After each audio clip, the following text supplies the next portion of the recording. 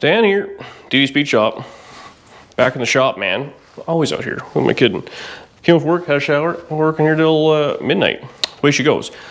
Power Tour is fast approaching. People keep telling me, oh, it's like 6 weeks away, 7 weeks away. I'm like, oh man.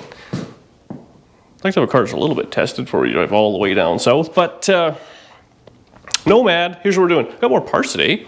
Man, this fancy distributor came in. I don't really understand how it works, but I did watch an episode of Faster Finnegan and Newburn installed it, so it's got to be pretty simple, I'm thinking. I kind of briefly read the instructions, but you kind of pick number one, get it somewhat wired up. It has this little cap here that goes on there and kind of aligns it all, and it'll figure it out. It's got a bunch of warnings about break-in period and all sorts of stuff like that, but luckily the motor's already broken in, and I think we should be okay. So what we have to do, my frickin' radiator is still not here. It's actually starting to be a problem, but such is life. What we're gonna do today is we're gonna do under hood stuff. So we're gonna get the carburetors bolted down properly. We're gonna install the clutch. The master one, I guess, would be under on the pedal, but the reservoir, we'll get that up on the firewall. We should probably put some header gaskets in because there isn't any in there. Just kind of odds and ends and start making lists. Like I don't have any front shocks on this thing, I never had them on it, and I need some. Yeah, I don't know, we'll kind of just keep going bit by bit. I'd like to maybe dump that distributor in, we'll see. I'd like to start running some fuel lines.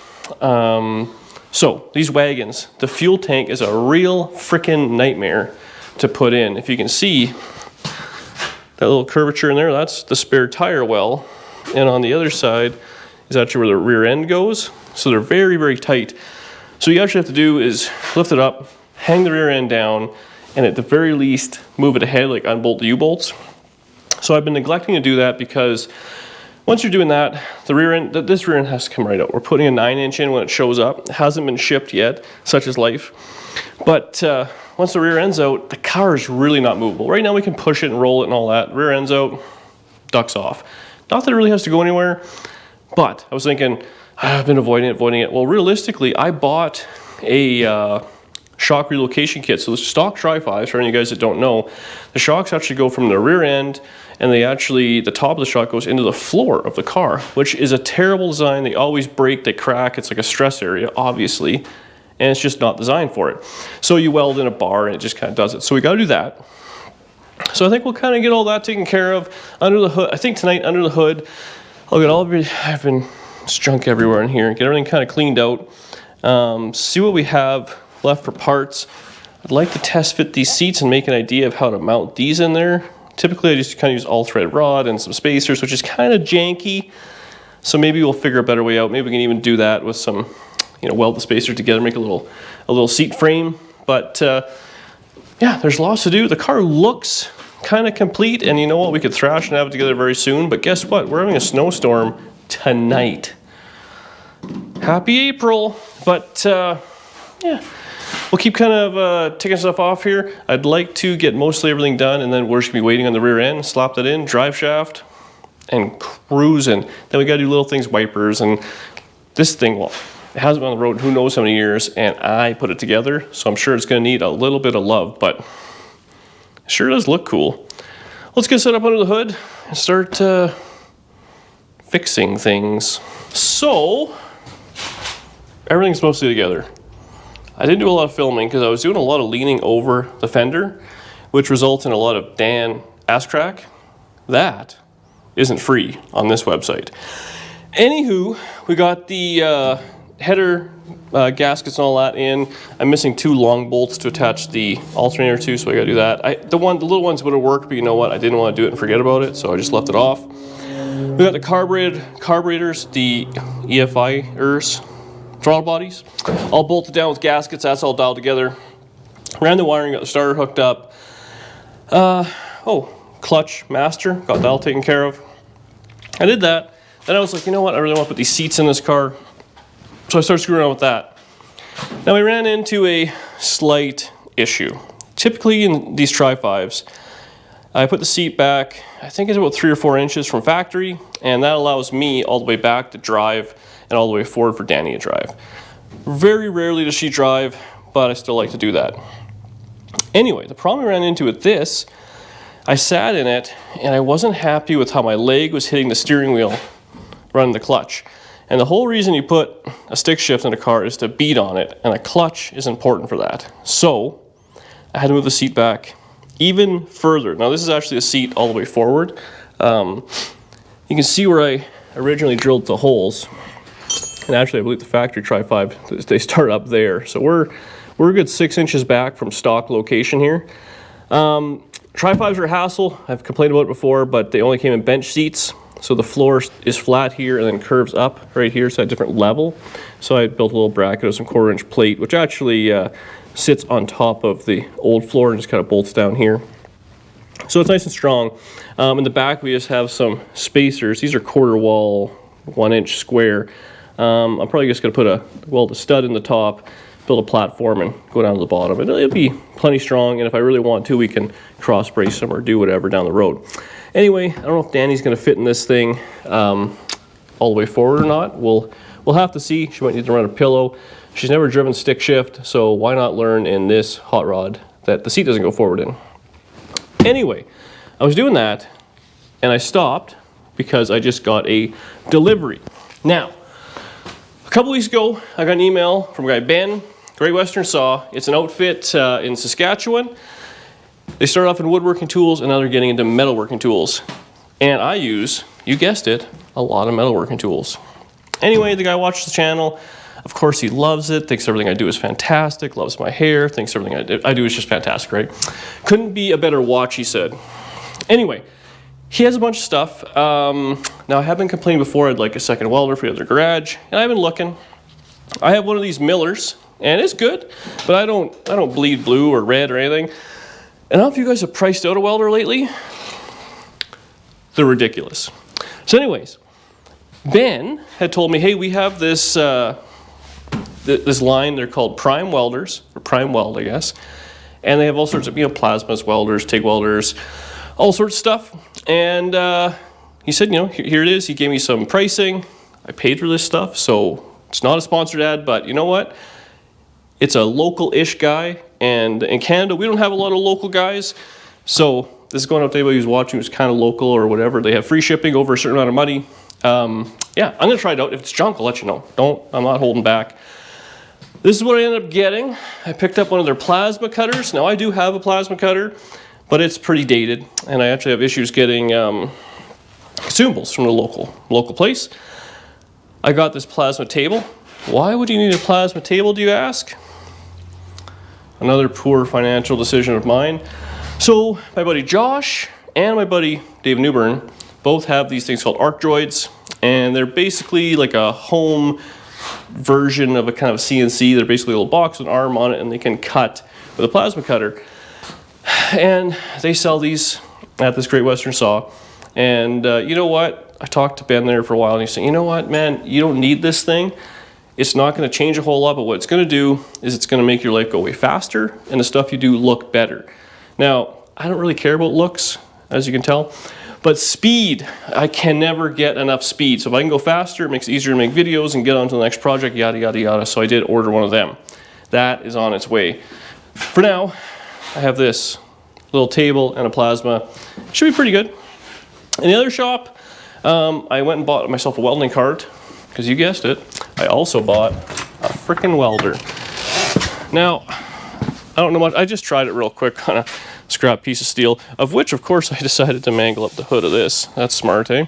Anywho, it's a 220 or 110. They both go both ways. This thing was like $700. I think the plasma was $1,000 or something. Like, it's affordable stuff.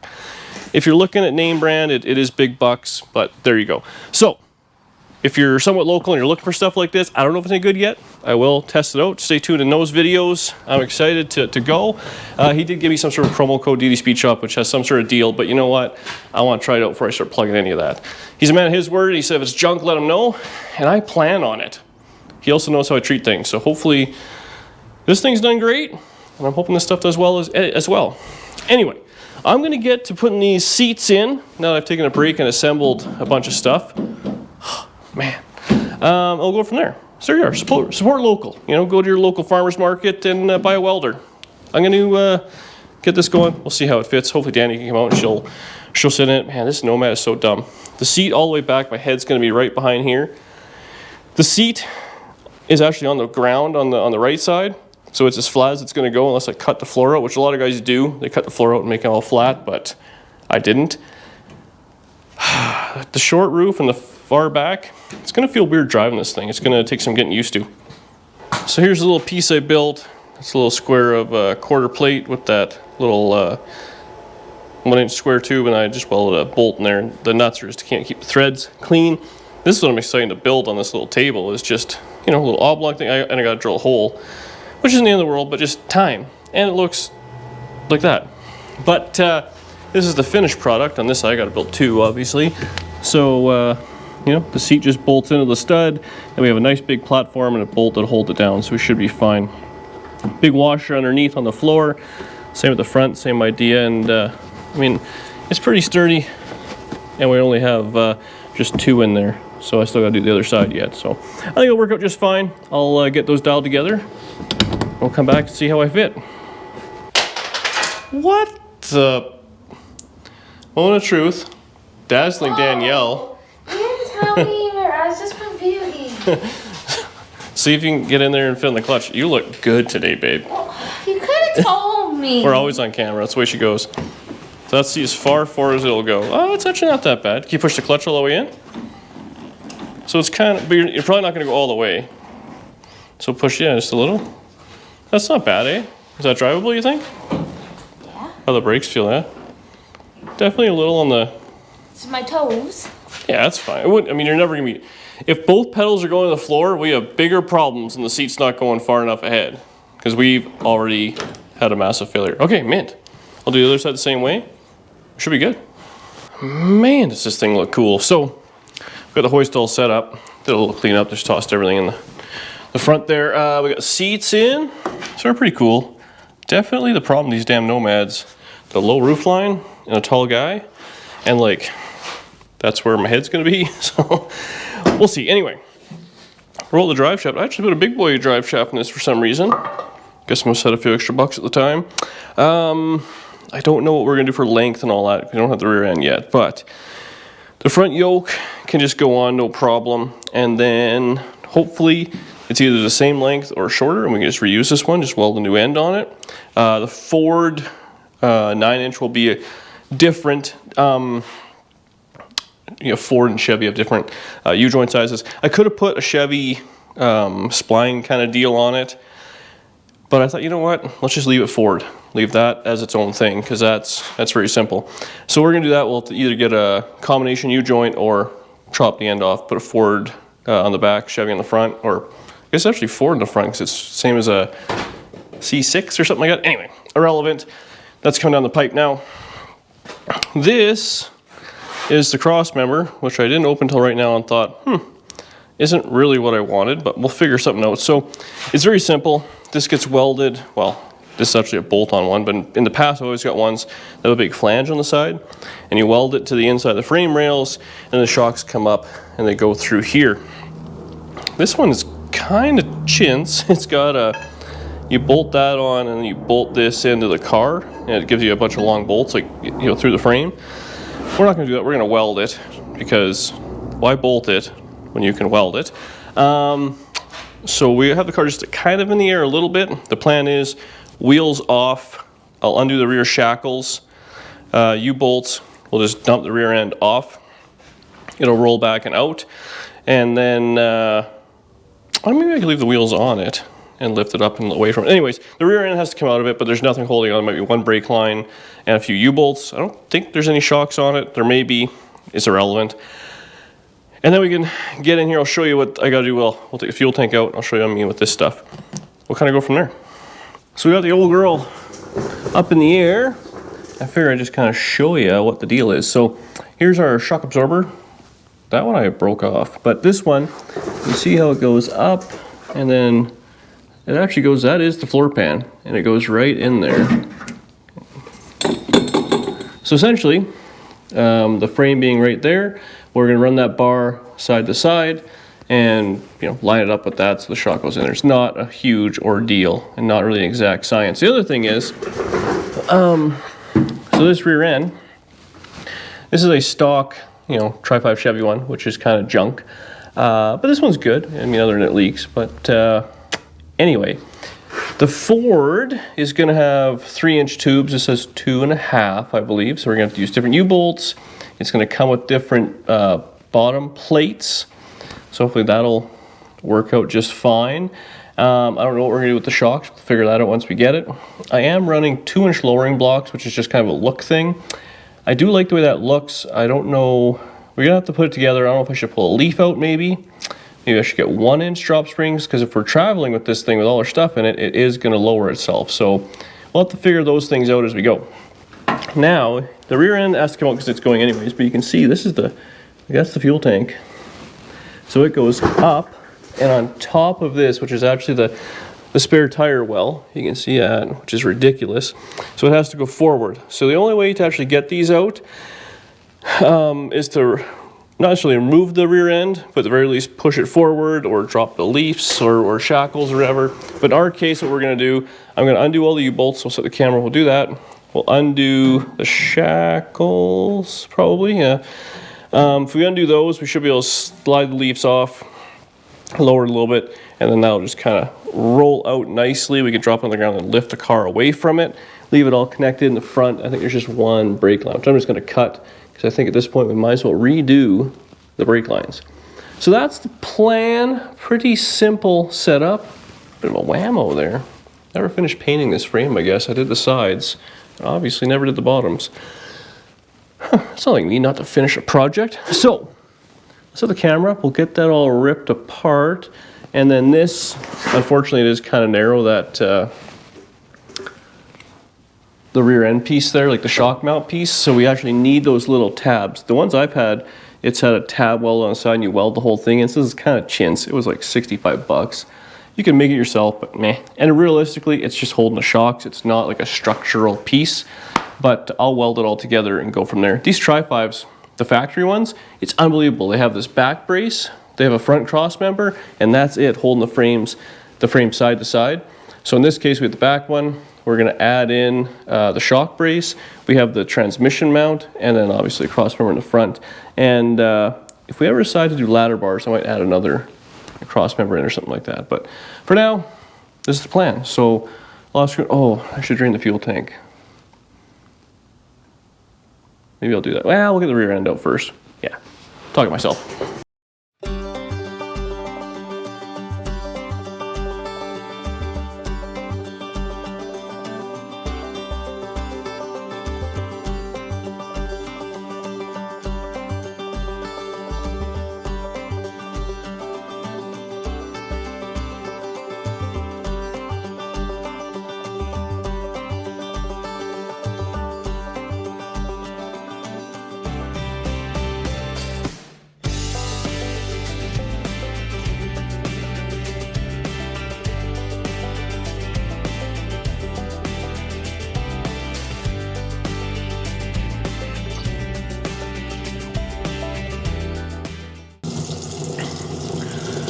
So I'm gonna drain the fuel out of this thing. Doesn't smell terrible. It's almost like a year old. Can't be much gas in it anyways, I'm thinking. And the boot will hold this. Just get the spray everywhere before I weld, it's nice. Yeah, doesn't sound too full. Relieve leaf springs in the front.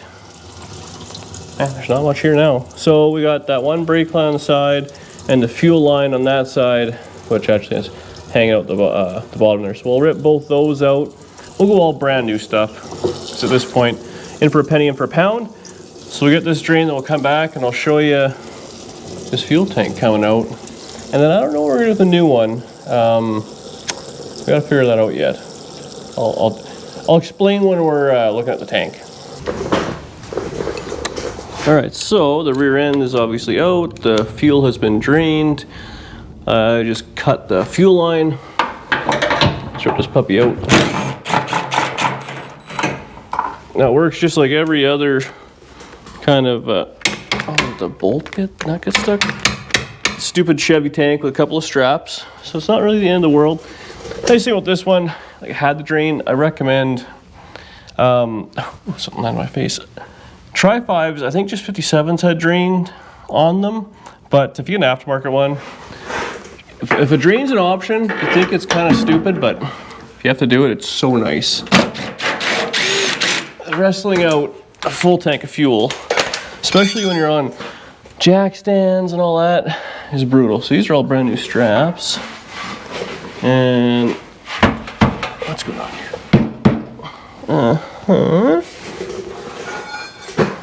Come on. There we go. What's this called?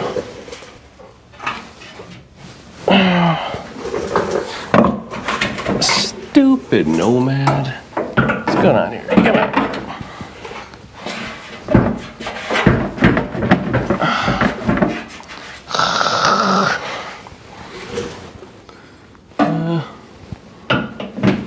There we go. Okay, problem solved. Look at this stupid thing. Ah, the hair's caught. Ouch. Ah, here we go. So it's out. We'll let it air out a little bit in here. I'm gonna take this fuel line off. We'll take that brake line off. Then we'll come back. We'll weld in that brace right quick. And I don't know what we'll do next. We always look at that fuel tank and see what we gotta do. The problem is these Nomad tanks, on the standard one, the sender's right in the front there, so you can get to it very easily. On the fuel injection thing, it's actually on the top, and I don't know if we'll be able to get to it. So it might be one of those things where you actually have to have it all kind of hooked up and then slide it in. Which, if that's the case, we'll have to run a couple of fuel lines to it, a power wire, a ground wire, maybe leave a couple of pigtails just hanging down, put it up in, and then we can wire it and plumb it after the fact. But we'll take a look at it. This is going outside. No explosions today. So I've got this thing just loosely bolted together. This is how it's gonna go in the car, but like flipped or whatever, but same idea.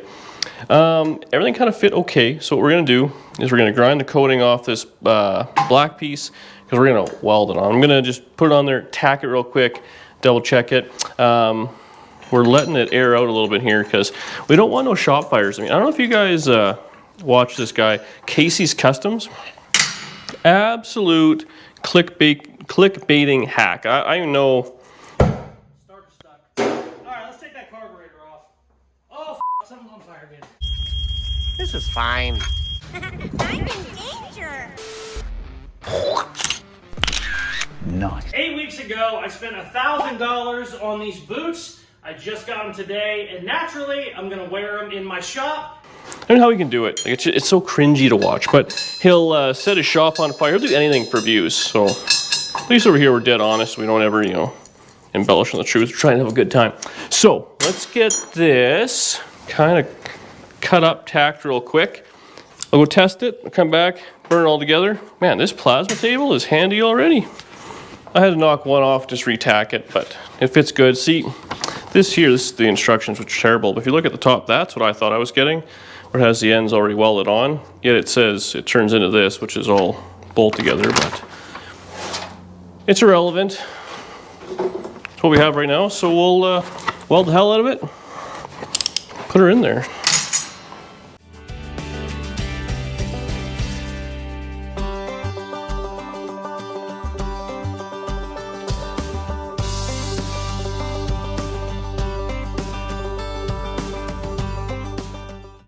So we're underneath this jalopy.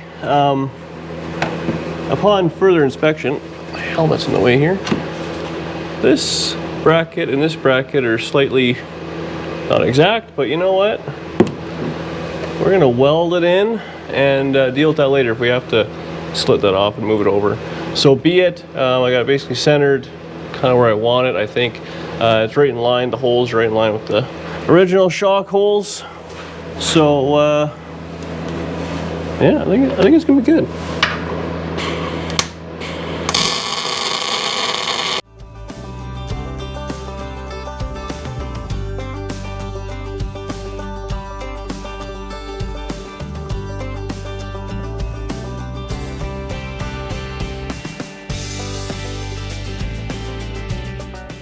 So we got her all welded on. Man, look at them welds. Not bad for an absolute hack. So we got that on there. I'm happy with it.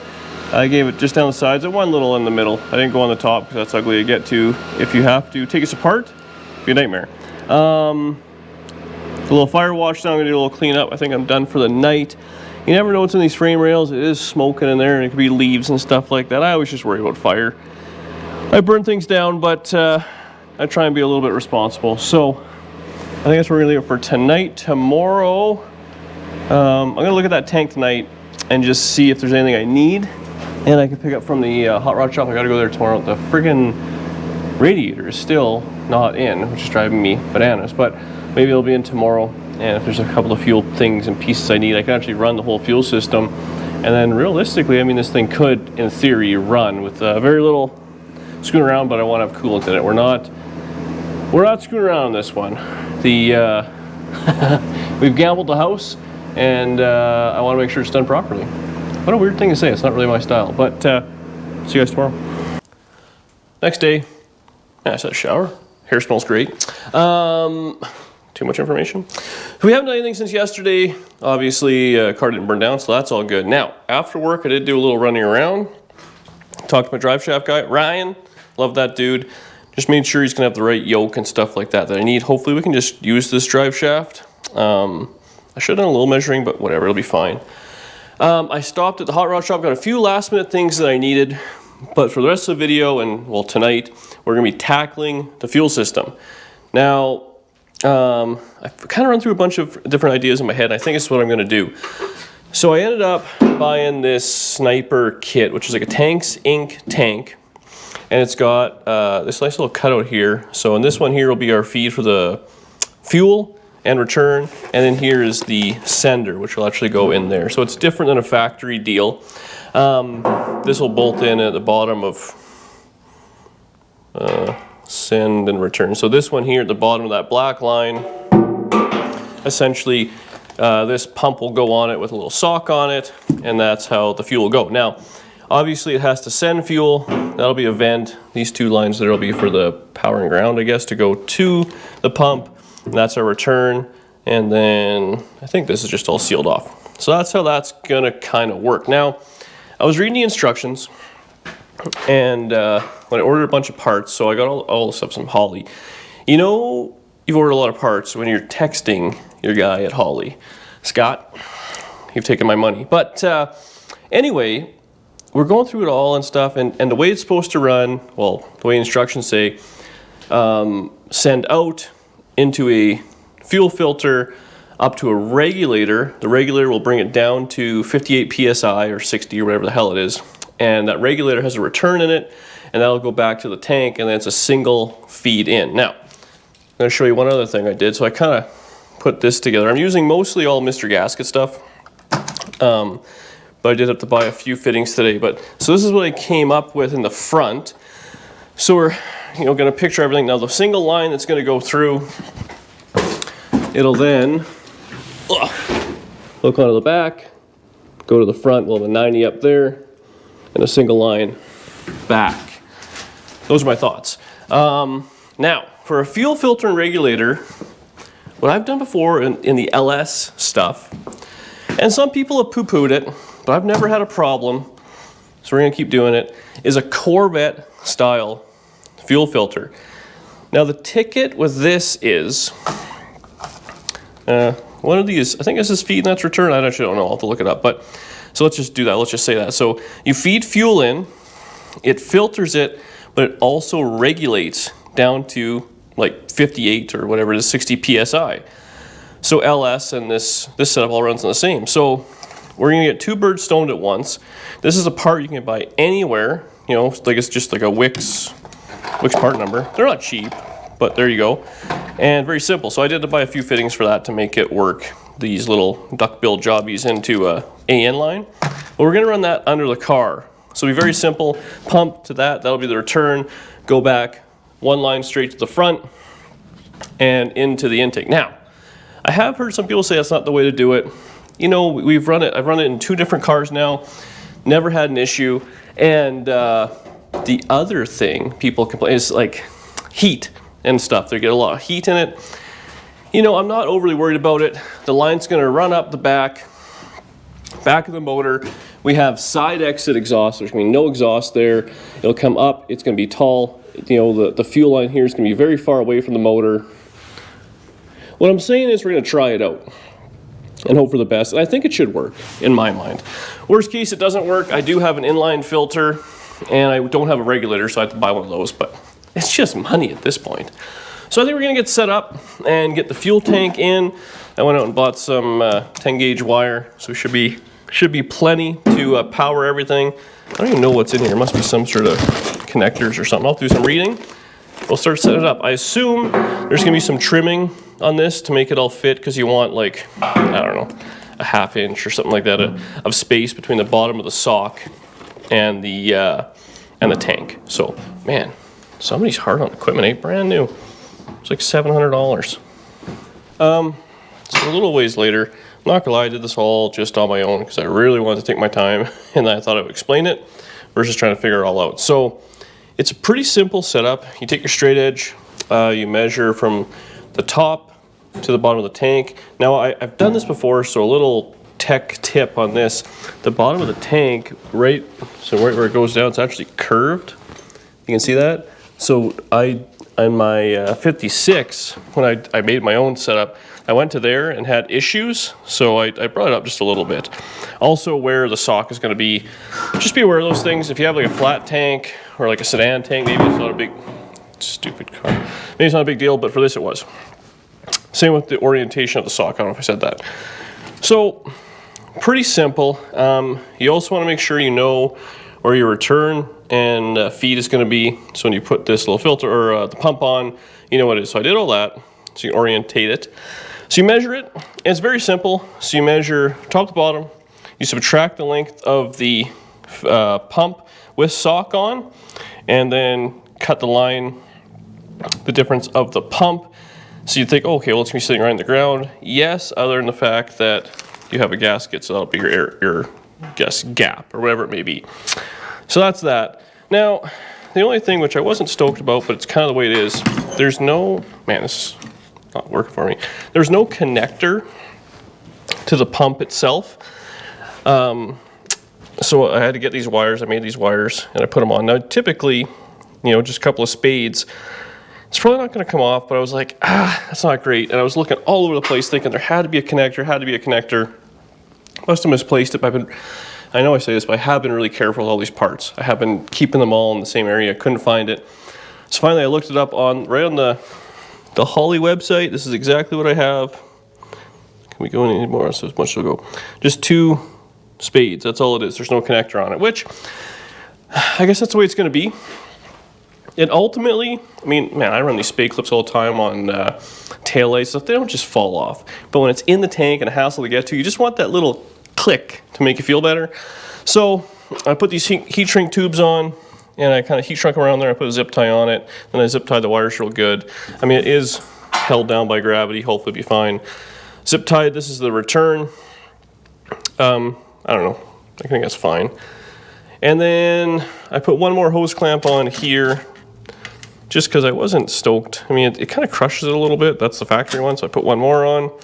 To get this pump on, I had to heat this tube up, so it's not coming apart. But again, this is me overthinking it. I've only done 1 or 2 of these, and I really don't want this to be the issue. Everything else you can fix on the side of the road, no real issues. This, you have to drain all the fuel out, you have to move the rear end, you have to screw around. I don't want this to be the problem. If this becomes a problem, we're putting an inline pump on.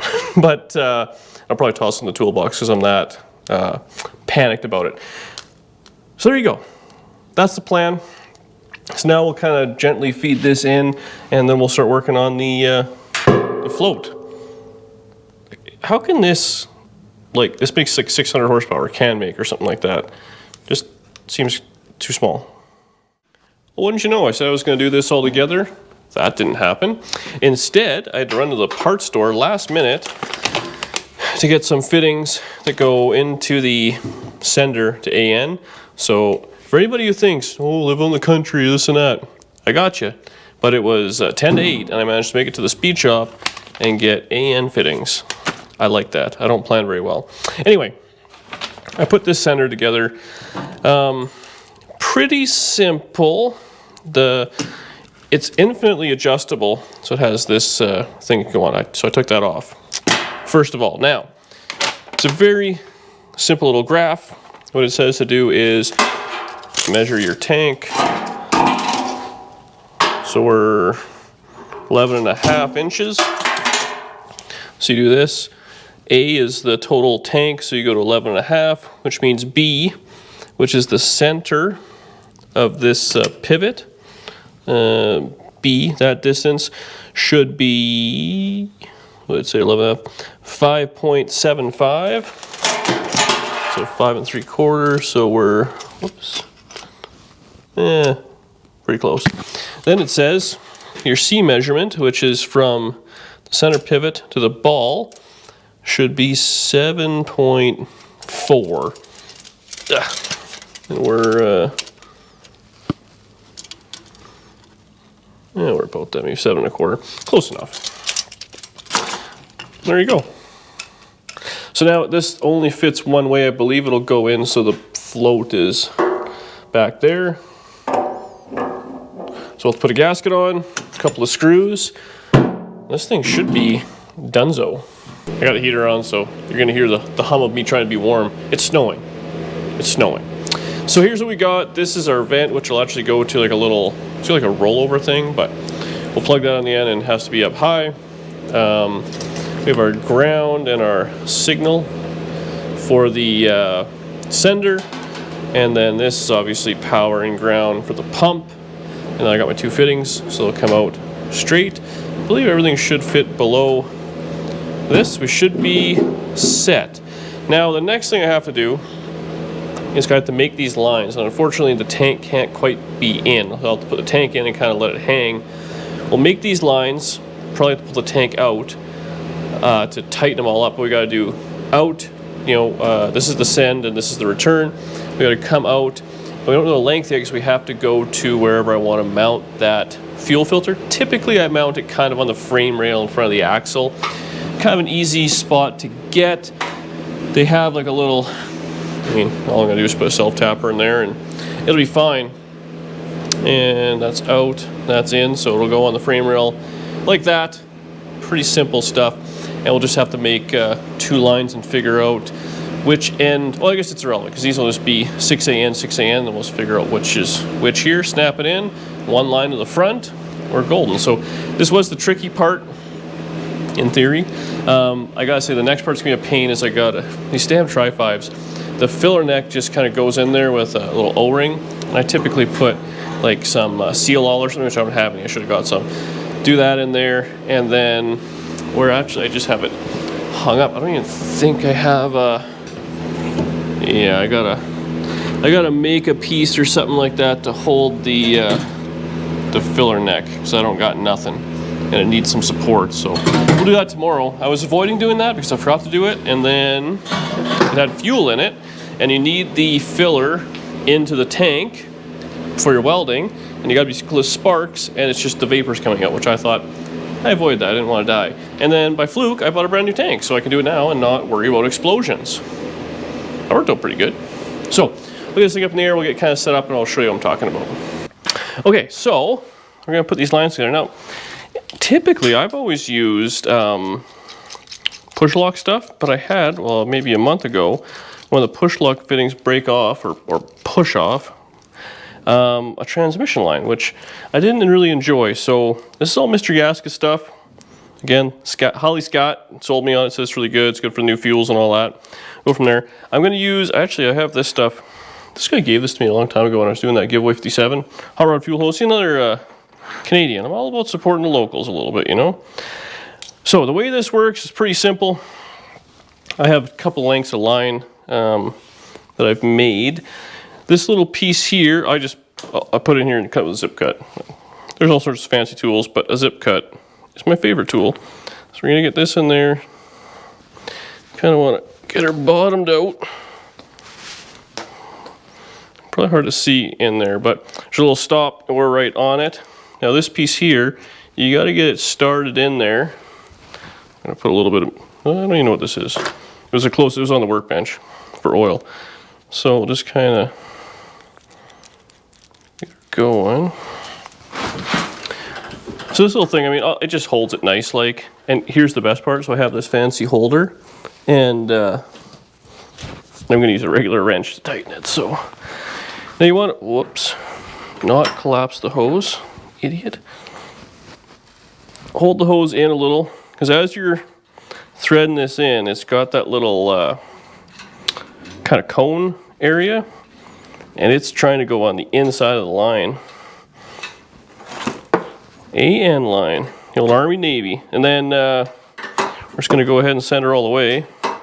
So this might take just a second, so we'll have a little bit of banter. So I only put this on that one car, that 57 Chevy, which actually was fuel injected, so same idea. This stuff, it just has little pricklies inside, so you kind of cut your finger, and it's pretty important that the line is got a straight edge on it, so it bottoms out nice. Hang on. Oh, in that end fitting, and then I think, I guess I could have Googled this. I'm just going to tighten it until it stops. We're going to call that good, because that fuel pump's going to put out 100 psi. Let's go to the flats match just for aesthetic purposes. There you go, she's on there. Now, when you look at the line, she goes pretty straight. If you had a cockeyed line, it would be kind of oblong or whatever. I mean, the hose has some curl to it, but I'm just talking right at the very end. So, there you are. We have two straight ends. I'm going to make another couple lines. I'll show you underneath. I had to do a little bit of trimming because I didn't want these rubbing on anything, because I feel like rubbing on a fuel line is probably not great. That being said, when I was talking with my buddy Peg, fuel lines were, or every line, was just zip tied to miscellaneous stuff all the time. People just dealt with it, but I want this to be perfect. Well, DD Speed Shop. So a little ways later, but we got this conglomeration going all together. The line's a little long, but you know what? It's the first time I did it, so it's probably fine. So we got that all taken care of. I then actually had to do a fair bit of cutting underneath this hot rod. Make everything fit. It was, oh, stupid hood, you know.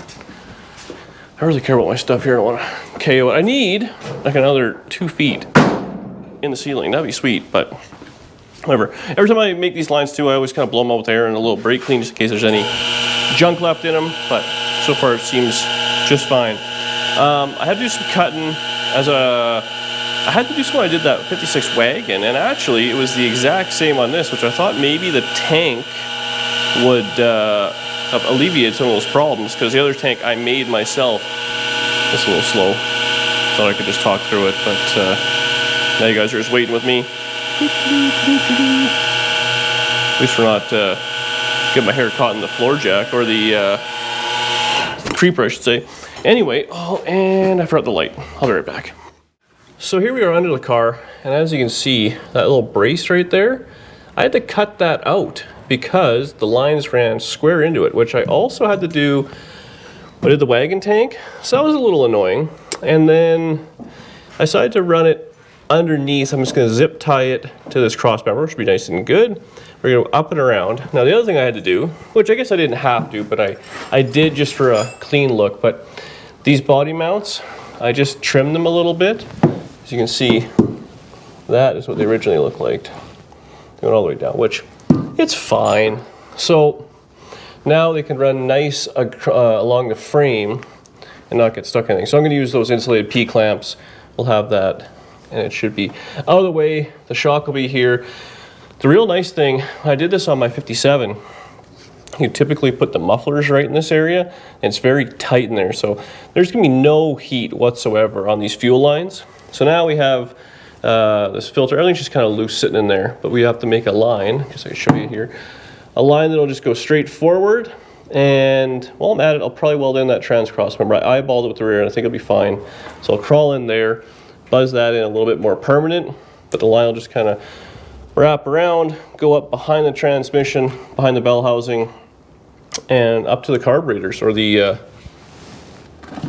throttle bodies, sorry. So we'll get that all taken care of, and then somebody's cutting my hair. Oh man. And once we get that all done, we'll bolt this up properly. It's got one strap holding it, and this thing will be dialed. I mean, not wired, but dialed. Okay, so here's the progress we made. I'm trying to work cleaner, trying. This is all parts we need. I'm trying. We're getting there. I know it's not perfect, but it is nice having a lot more space. Anyway, so here's what we got going on. I welded on that little bracket there, so the fuel filler is in. I just have, there's a little O-ring on these. Usually I silicone them or seal all. I didn't do that yet, but we'll see. Look at this, I'm even keeping track of the nuts. Wow, that's amazing. Now let's get down to the meat and potatoes of this whole setup. So we have our fuel tank is mounted properly. I just have these lines kind of routed around. We have our electrical.